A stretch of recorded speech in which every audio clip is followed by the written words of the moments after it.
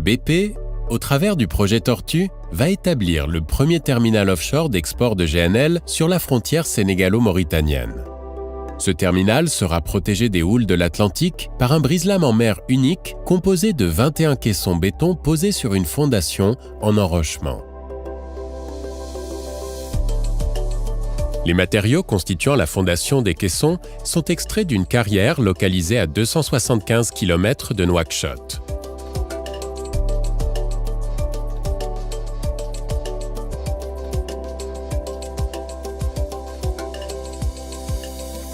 Un itinéraire incluant la création d'une déviation de la ville de Nouakchott permet l'acheminement par convoi des matériaux jusqu'au port. Les matériaux sont stockés à proximité du port sur une zone spécialement préparée à cet effet.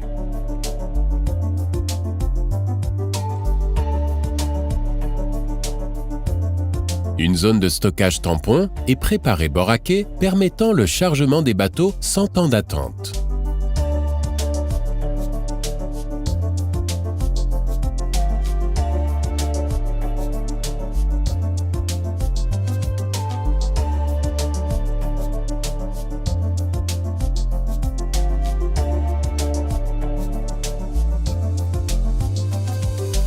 Au port de Dakar, l'ère de préfabrication des caissons est entièrement gagnée sur la mer.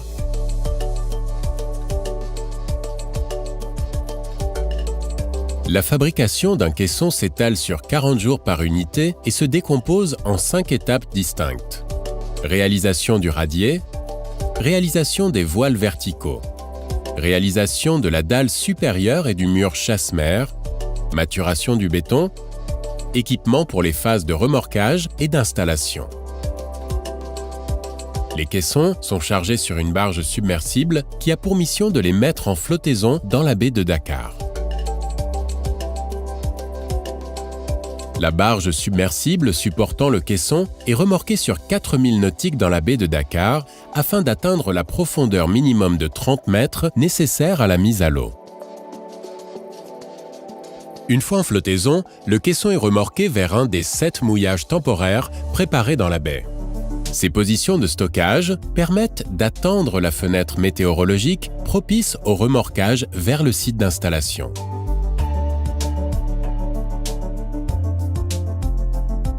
Les caissons sont pris en charge par un remorqueur haute mer qui permet de parcourir les 120 000 nautiques séparant Dakar du site de Tortue.